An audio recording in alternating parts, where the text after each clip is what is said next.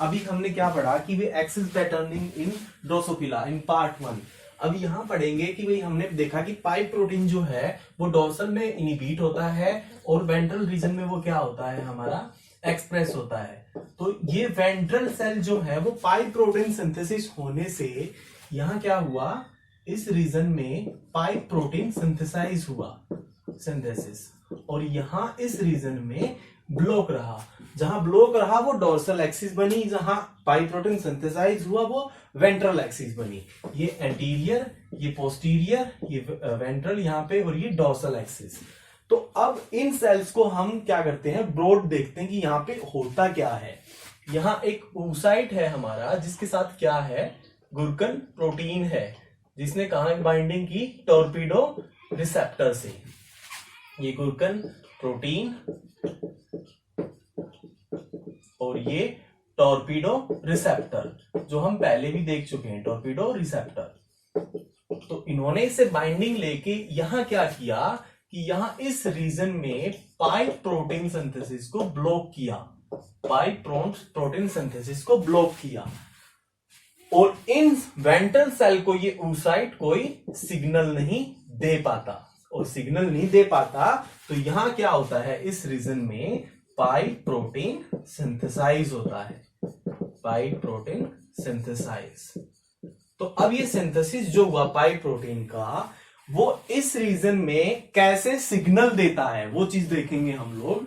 यहां हमारी क्या है, ये वेंट्रल सेल है, ये वेंट्रल सेल है। यहां एक प्रोटीन एक्टिवेट होता है हमारा noodle protein, noodle protein. Noodle protein यहां एक्टिवेट है, और यहां एक एक्स फैक्टर होता है, एक्स फैक्टर। ये एक्स फैक्टर जो है यहां मॉडिफिकेशन के लिए जाता है, इस सेल के अंदर मॉडिफिकेशन होती है इसकी, मॉडिफिकेशन। और मॉडिफिकेशन के फॉर्म में क्या होता है, यहां पाइप प्रोटीन इससे बाइंड हो जाता है। ये क्या है भाई, पाइप प्रोटीन, 4 पाइप प्रोटीन यहां से बाइंड होते हैं। अब ये वापस आता है और एक्स प्रोटीन फैक्टर जो है विद पाइप प्रोटीन और न्यूडल प्रोटीन, ये क्या है, न्यूडल प्रोटीन। इस न्यूडल प्रोटीन के साथ मिलके यहां हम लोग इस चीज को दिखाएंगे, यहां एक गैस्ट्रुलेशन डिफेक्टिव प्रोटीन होता है। इस गैस्ट्रुलेशन डिफेक्टिव को ये स्प्लिट करता है, जिससे ये अपनी एक्टिव फॉर्म में आता है। जीडी जो है वो एक्टिव हो जाता है। इसी तरह से ये जीडी जो है यहां एक स्नेक प्रोटीन को एक्टिवेट करता है, स्नेक प्रोटीन। यहां इसका भी स्प्लिटिंग होती है, जिससे स्नेक जो है वो एक्टिव होता है। स्नेक यहां एक्टिव करवाता है हमारा एस्टर, ईस्टर मॉलिक्यूल को, ईस्टर। अब ईस्टर भी क्या करता है, ईस्टर भी अपनी स्प्लिटिंग करता है, जिससे वो ईस्टर है एक्टिव फॉर्म में आता है। एक्टिव फॉर्म में आके ये ईस्टर ये एक्टिवेट करवाता है हमारा स्पार्ट जेल प्रोटीन को, स्पार्ट जेल। ये स्पार्ट जेल जो है ये हमारा बाइंड होता है अपने रिसेप्टर के साथ। यहां उसके लिए रिसेप्टर है हमारा टोल रिसेप्टर। ये एक रिसेप्टर है toll, toll receptor, toll receptor. ये स्पार्टजेल जो है स्प्लिटिंग करके यहां इसे बाइंडिंग करता है, ये स्पार्टजेल। स्पार्टजेल जब बाइंड करता है तो यहां पैले और ट्यूब 2 प्रोटीन होते हैं, ये ट्यूब प्रोटीन और ये पैले। ये पहले एक्टिव होता है, इसके पास सीरीन थ्रियोनिन काइनेस एक्टिविटी होती है पहले के पास। और ये पहले क्या करता है हमारा, एक 2 ट्रांसक्रिप्शन फैक्टर होते हैं यहां, कैक्टस और डोर्सल, डोर्सल। ये कैक्टस जो है डोर्सल को इनहिबिट करके रखता है। इस पहले के पास होती है सीरीन थ्रियोनिन काइनेस एक्टिविटी।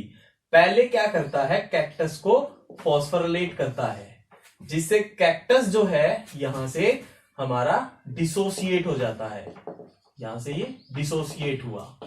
और डोर्सल क्या करता है, यहां न्यूक्लियस में जाता है और जीन से बाइंड होता है, ये डोर्सल है।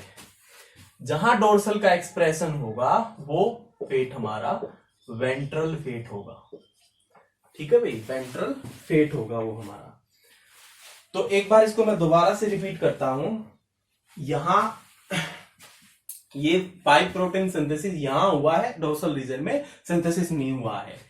तो यहां जो फॉलिकल सेल्स हैं ये हमारी, ये भी फॉलिकल सेल्स हैं और ये वेंट्रल की फॉलिकल सेल्स है। वो डोर्सल फॉलिकल सेल्स, ये वेंट्रल फॉलिकल सेल्स, ये बीच में साइटोप्लाज्मिक हमारा रीजन है।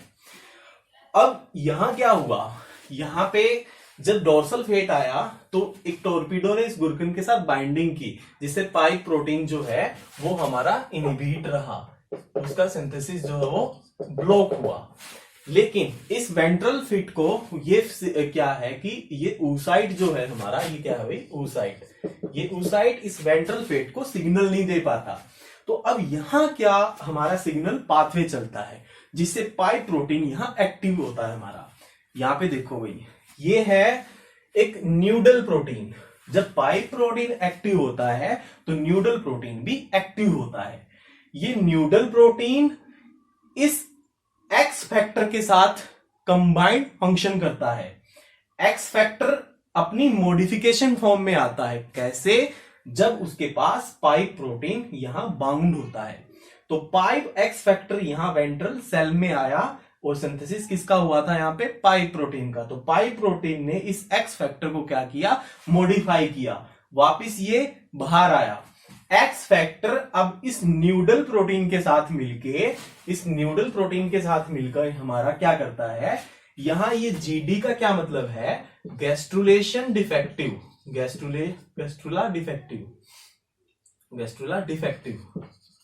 गैस्ट्रुला डिफेक्टिव प्रोटीन को 2 में स्प्लिट करता है। यहां से एक इसकी एक्टिव फॉर्म में और एक इनएक्टिव में। एक्टिव फॉर्म हमारी स्नेक को 2 में स्प्लिट करती है, एक एक्टिव फॉर्म में, ये इसकी एक्टिव फॉर्म है, और ये हमारी एक दूसरी इसकी इनएक्टिव फॉर्म होती है।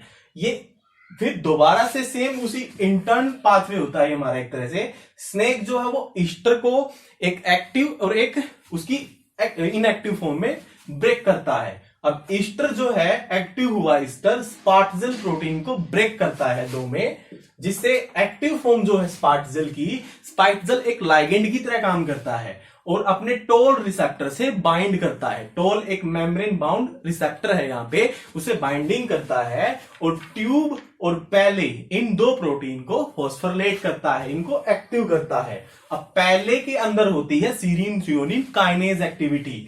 पैले क्या करता है, यहां कैक्टस जो है वो डोर्सल को क्या किए हुआ है, बाउंड किए हुआ है, हमारा नॉन फंक्शनल बना रखा है उसने उसको। तो पहले कैक्टस की सीरीन थ्रियोनिन रेसिड्यू पे जाके क्या करता है, फॉस्फोराइलेशन करता है, जिसे कैक्टस वहां से डिसोसिएट होता है और डोर्सल इसमें न्यूक्लियस में जाके एक्सप्रेशन देता है। तो डोर्सल फैक्टर्स, ट्रांसक्रिप्शन फैक्टर से जो जीन, जो प्रोटीन एक्सप्रेस होगा वो वेंट्रलाइजेशन करवाएगा। तो जिस रीजन में डोर्सल प्रोटीन एक्सप्रेस नहीं होगा वो रीजन हमारा क्या बनेगा, डोर्सल रीजन बनेगा। और जिस रीजन में डोर्सल हमारा एक्सप्रेस होगा वो हमारा वेंट्रल रीजन बनेगा। ये डोर्सल एक्सिस नहीं है, यहां पे डोर्सल एक प्रोटीन है। ठीक है भाई, तो ये इस तरह से पाथवे चलता है हमारा।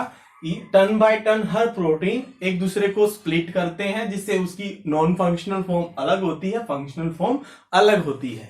तो ये एक कंप्लीट पाथवे है कि कैसे कौन सा प्रोटीन हमारा किस मॉलिक्यूल को एक्टिव करता है। तो जहां डोर्सल प्रोटीन का सिंथेसिस हुआ वो हमारी क्या फॉर्म हुई, वेंट्रल एक्सिस हुई। तो ये था कि एक्सिस पैटर्निंग कैसे होती है हमारी ड्रोसोफिला के अंदर। और ये सब चीजें हो कब रही हैं, ये चीजें तब हो रही हैं जब वहां पे कोई प्रोटीन, कोई भी हमारा एग जो है वो फर्टिलाइज ही नहीं हुआ। जब तक नॉन फर्टिलाइज एग में हमारे यहां एक्सिस पैटर्निंग हो जाती है इंसेक्ट के केस में। अब इसी से रिलेटेड एक केस बनता है, जैसे हमने टॉर्पीडो के बारे में पढ़ा। टॉर्पीडो क्या है, टॉर्पीडो एक रिसेप्टर है फॉलिकल सेल्स के अंदर।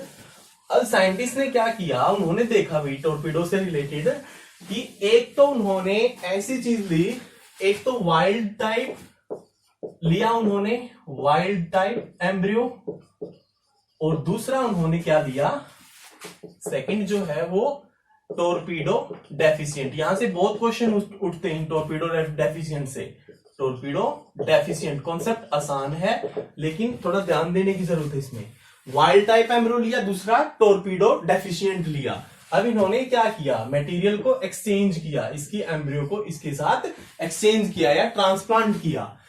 अब ये टोरपीडो डेफिशिएंट है। अब क्वेश्चंस क्या उठा कि भाई क्या वाइल्ड टाइप में एक्सिस फॉर्मेशन होगी या टोरपीडो डेफिशिएंट में हमारी एक्सिस पैटर्निंग होगी। देखो ये वाइल्ड टाइप था, यहां टोरपीडो नॉर्मल है। इस कंडीशन में क्या है, टोरपीडो नॉर्मल कंडीशन है। ये कंडीशन क्या है, टोरपीडो डेफिशिएंट। अब अगर इसके एम्ब्रियो को हम यहां ट्रांसप्लांट करते हैं, इसके गुरकन एमआरएनए वगैरह को, तो ये तो टोरपीडो है ही नहीं यहां पे। तो अगर टोरपीडो नहीं है तो वो गुरकन को कैसे बाइंड करवाएगा और कैसे वहां पे एक्सिस पैटर्निंग होगी। तो इसलिए टोरपीडो डेफिशिएंट मदर के केस में क्या होगा, हमारा एक्सिस पैटर्निंग नहीं होगी, एक्सिस पैटर्निंग नहीं होगी। और लेकिन वो टोरपीडो डेफिशिएंट है, गुरकन वहां नॉर्मल बनेगा। अब वहां के साइटोप्लाज्म को या एम्ब्रियो को एक्सट्रैक्ट करके इसमें डाल दिया, यहां तो टोरपीडो नॉर्मल है, तो इसलिए यहां एक्सिस पैटर्निंग होगी, एक्सिस पैटर्निंग होगी। ठीक है भाई।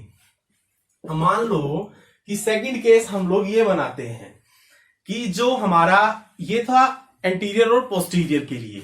अब बात आती है कि डोर्सल और वेंट्रल के लिए। अब डोर्सल में पाई प्रोटीन सिंथेसिस ब्लॉक होता है, और हमारा जो वेंट्रल रीजन हमारा पाई प्रोटीन क्या होता है, सिंथेसाइज होता है। अब मान लो कि हमने वेंट्रल रीजन में पाई प्रोटीन सिंथेसिस को ब्लॉक किया।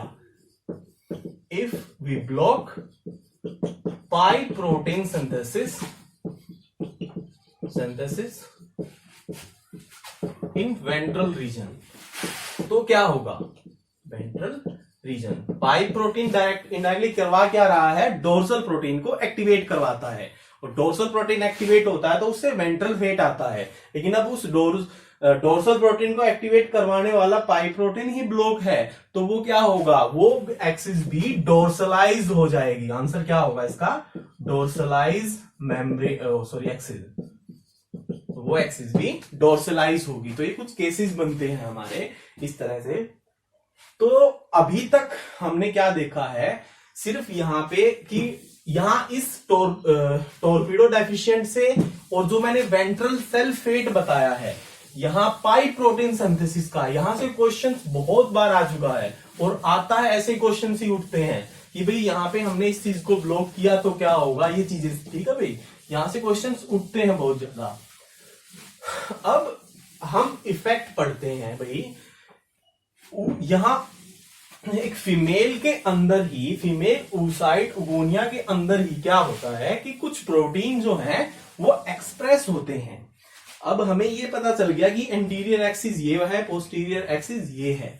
अब इस एंटीरियर एक्सिस और पोस्टीरियर एक्सिस के प्लान को कुछ जीन जो है वो हमारे इफेक्ट करते हैं। तो हम यहां पे पढ़ते हैं maternal gene effect over axis plan, maternal gene effect over axis plan, कि जहां एक्सिस जब डेवलप होती है तो मैटरनल जीन कैसे इफेक्ट करते हैं। तो ये मैटरनल जीन यहां होते कौन से हैं, मैटरनल जीन हमारे होते हैं यहां पे सबसे पहले हमारा बाइगोइड, हंचबैक, हंचबैच, क्यूडल, नैनोस, एक्सप्यूरेंसिया, एक्सप्यूरेंसिया, स्वेलो, ऑस्कर, और लास्ट ट्यूडर, और ट्यूडर, और एक होते हैं हमारे एक्रोन और टेल्सन। ये हमारे क्या होते हैं, मैटरनल जीन होते हैं। तो इन मैटरनल जीन का उस एक्सिस पैटर्निंग पे एंटीरियर, पोस्टीरियर, डोर्सल, वेंट्रल, उस प्लान पे कैसे इफेक्ट पड़ता है कि कौन सा मैटरनल जीन जो है वो हमारा यहां एंटीरियर में हमारा क्या होता है, एक्सप्रेस होता है, और कौन सा जो है वो हमारा पोस्टीरियर में हमारा एक्सप्रेस होता है। अब एक चीज ये होती है, जो एंटीरियर रीजन होता है हमारा इस एम्ब्रियो के अंदर या एग के अंदर, वो हमारा हेड और थोरेसिक पार्ट को क्या करता है, थोड़ा से डेवलप करता है, और जो हमारा पोस्टीरियर पार्ट होता है वो हमारा क्या करता है, उसको एब्डोमेन को और टेल पार्ट को लेके आता है। तो अब इन जीन के इफेक्ट के कारण हमारी एक्सिस डेवलप होने लगती है। हमारी क्या होता है कि भाई हमारे पार्ट यहां से बनने, एक स्पेसिफिकेशन होना स्टार्ट हो जाता है कि भाई जो जीन हमारे एंटीरियर में एक्सप्रेस होंगे तो वो हेड और हमारे थोरेसिक को लेके आएंगे, जो जीन हमारे पोस्टीरियर में एक्सप्रेस होंगे तो वो पोस्टीरियर में एब्डोमेन और टेल को लेके आएंगे। तो वो किस तरह से होता है हमारा, जो हमने यहां पे ये एक स्ट्रक्चर जो देखा था कि oogenesis जब होती है तो ये नर्व सेल्स क्या करती हैं, नर्व सेल्स, नाम ही नर्व्स है इनका, ये क्या करती हैं, ये इस oocyte को हमारे कुछ एमआरएनए प्रोवाइड करती हैं। पहले इन्होंने क्या किया था, गुर्गन को प्रोवाइड किया था। इसी तरह से ये नर्व सेल्स जो हैं ये मैटरनल जीन के एमआरएनए को प्रोवाइड करती हैं, मैटरनल जीन एमआरएनए। और मैटरनल जीन कौन से हैं हमारे, बाइकोइड, हंसबैक, क्यूडल, नेनोज, एक्सप्यूरेंसा, स्वेलो, ये सब क्या है, हमारे मैटरनल जीन है। और मैटरनल जीन के एमआरएनए कौन देती हैं, ये हमारी नर्व सेल्स जो हैं वो इन्हें ये एमआरएनए प्रोवाइड करती हैं। ये oocyte इन एमआरएनए का क्या करता है, ट्रांसलेशन करता है। ये हमारा क्या है, एमआरएनए है, लेकिन अब ये क्या कर देता है, इनका ट्रांसलेशन कर देता है, मैटरनल प्रोटीन।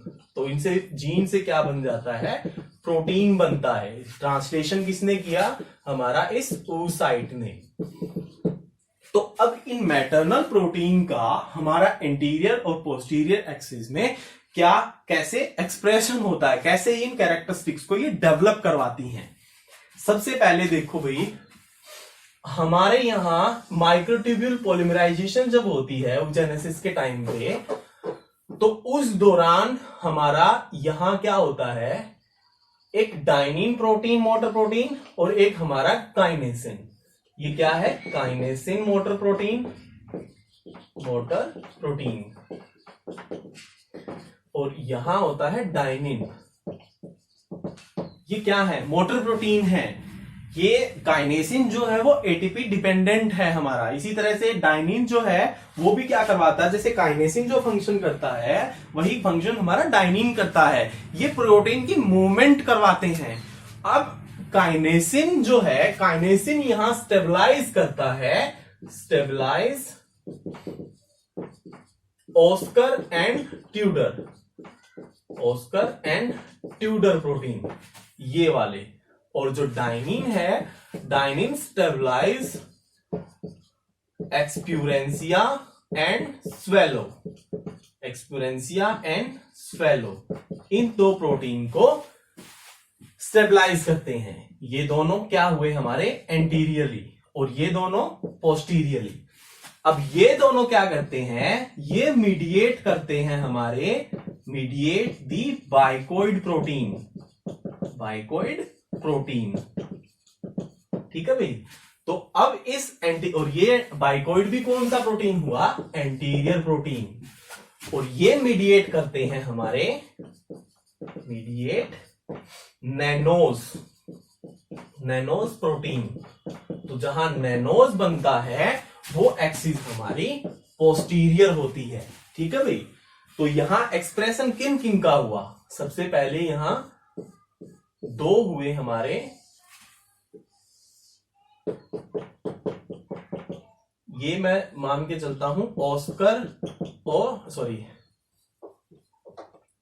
इनको शॉर्ट फॉर्म में लिखते हैं एक्सप्यूरेंसिया और स्वेलो, ठीक है भाई। तो यहां हुआ बाइकोइड, बीसीडी हम इसको बोलते हैं बाइकोइड।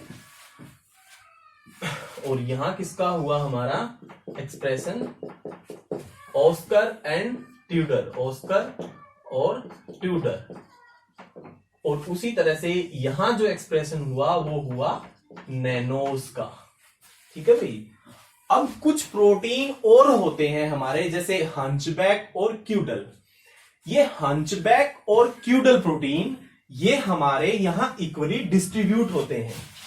यहां पे बनाता हूं मैं इस चीज को कि जो हमारे इसके बाद का स्ट्रक्चर ये है भाई। यहां ये प्रोटीन ये है हमारे क्यूडल और हंचबैक, क्यूडल और हंचबैक, हंचबैच। ठीक है भाई। ये इक्वली डिस्ट्रीब्यूट हैं, इक्वली डिस्ट्रीब्यूट। लेकिन यहां जो हमारा बाइकोइड है वो कुछ प्रोटीन या कुछ इनहिबिटर को एक्सप्रेस करवाता है। यहां क्यूडल जो है वो हमारा कुछ प्रोटीन या कुछ इनहिबिटर को एक्सप्रेस करवाता है, जिससे जो हमारे क्यूडल और इनमें से नैनोज के इनहिबिटर होते हैं। जैसे कि जो बाइकोइड है, ये बाइकोइड प्रोटीन एक्टिवेट करवाता है हमारा D4HEP, एक इनहिबिटर है ये इनहिबिटर है हमारा, इनहिबिटर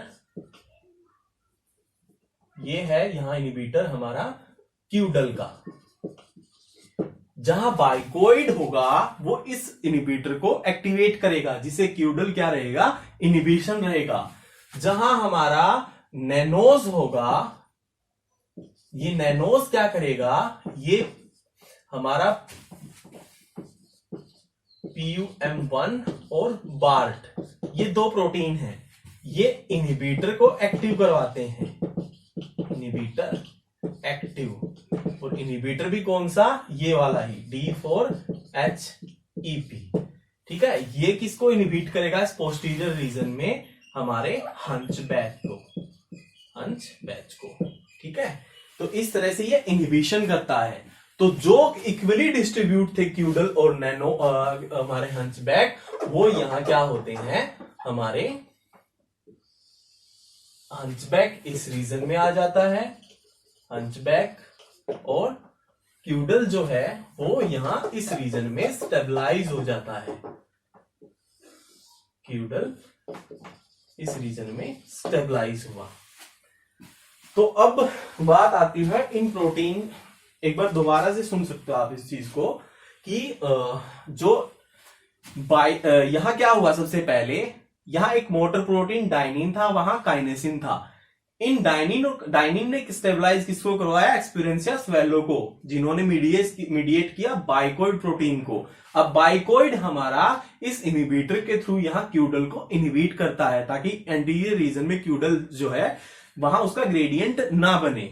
अब यहां क्या होता है, ये काइनेसिन मोटर प्रोटीन जो है वो ऑस्कर और ट्यूडर को स्टेबलाइज करता है। ऑस्कर और ट्यूडर किसको मीडिएट करते हैं, नैनोज को। अब नैनोज हमारा यहां कुछ प्रोटीन के थ्रू इनहिबिटर को एक्टिव करता है, जिससे हंचबैक इस रीजन में यहां इनहिबिट रहता है, यहां ग्रेडियंट नहीं बन पाता। तो उसके कारण यहां क्यूडल होता है, यहां हंचबैक होता है, पोस्टीरियर में क्यूडल और एंटीरियर रीजन में हंचबैक। इस वजह से ये क्या होता है हमारा कि पोस्टीरियर और एंटीरियर एक्सिस यहां डेवलप होती है, ये प्लान बनाता है। तो इसके बाद है हमारा कि एक टर्मिनल सेल फेट पढ़ते हैं हम लोग, टर्मिनल सेल फेट। दो प्रोटीन के फंक्शन मैंने यहां नहीं बताए, एक्रोन और टेल्सन के। तो उस टर्मिनल सेल फेट में क्या होता है कि हमारा एक टोर्सो प्रोटीन एक्टिव होता है, टोर्सो प्रोटीन। तो टोर्सो प्रोटीन क्या करता है, terminal cell fate, terminal cell fate. यहां एपिथेलियल फॉलिकल सेल्स हैं, यहां पे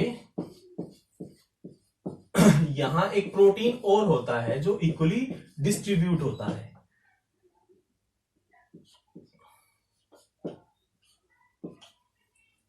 ये टॉर्सो लाइक रिसेप्टर होता है हमारा। यहां एक प्रोटीन है पहले, ये प्रोटीन जो है गुर्कोप्रोटीन इक्वली डिस्ट्रीब्यूट है, इक्वली डिस्ट्रीब्यूटेड। लेकिन ये टोर्सो रिसेप्टर यहां अपने ये सेल्स एक टोर्सो प्रोटीन को एक्सप्रेस करती हैं। क्या है? Torso protein. इस रीजन में और इस रीजन में टोर्सो प्रोटीन का एक्सप्रेशन होता है। ये टोर्सो प्रोटीन है। तो ये टोर्सो, जहां टोर्सो रिसेप्टर होगा, ये टोर्सो रिसेप्टर हमारा या जो टोर्सो प्रोटीन का इंटरेक्शन हुआ है, ये गुर्कोप्रोटीन के इनहिबिटर होते हैं। अगर यहाँ गुर्कोप्रोटीन था तो इस रीजन में हमारा गुर्को जो है वो इनहिबिट हो जाता है, और गुर्को इनहिबिट हो जाता है इस रीजन में। यहाँ गुर्को इनहिबिट होता है और टोर्स एक्रोन और टेल्सन जो है वो स्टेबलाइज हो जाते हैं। तो यहाँ एक्रोन और यहाँ टेल्सन, ये प्रोटीन हमारे टर्मिनल, बिल्कुल टर्मिनल सेल फेट है। ये टर्मिनल जो रीजन होगा वहां ये प्रोटीन हमारे स्टेबलाइज होंगे। तो होता क्या है हमारा, एक टोर्सो प्रोटीन ने इनहिबिट किसको किया? गुर्को को। और एक्टिवेट किसको किया? हमारा एक्रोन को एंटीरियर में और टेल्सोन को पोस्टीरियर रीजन में। ठीक है भाई। अब अगर हम, ये तो थी कि भाई कौन सा प्रोटीन कौन सी एक्सिस पे डेवलप हुआ इन मैटरनल जीन में से भी। अब एक चीज और आती है कि इन प्रोटीन, मैटरनल प्रोटीन की कंसंट्रेशन भी डिफाइन करती है कि भाई ये रीजन हेड बनेगा, ये रीजन हमारा टेल बनेगा। अब अगर हम बात करें, जैसे बाइकोइड जो है, अगर वो मैक्सिमम कंसंट्रेशन में होगा, बाइकोइड प्रोटीन अगर मैक्सिमम कंसंट्रेशन में होगा तो वो हमें लाके देता है हेड रीजन। अगर बाइकोइड यहां मॉडरेट कंसंट्रेशन में होगा तो वो लाके देता है हमें थोरेक्स रीजन। ठीक है भाई। तो ये कंसंट्रेशन पे भी डिपेंड करते हैं। जैसे हमारा हंचबैक जो है, अगर ये मैक्सिमम कंसंट्रेशन में है तो ये हमें क्या लाता है? हेड। सेम है इसका भी यहाँ पे। और मॉडरेट कंसंट्रेशन में ये हमारा क्या लाके देता है? Thorax region. ठीक है भाई। उसी तरह से जो नैनोज है और क्यूडल जो है वो हमारे मैक्सिमम कंसंट्रेशन में एब्डोमेन को डेवलप करते हैं, और अगर मिनिमम कंसंट्रेशन हो तो वो टेल डेवलप करवाते हैं।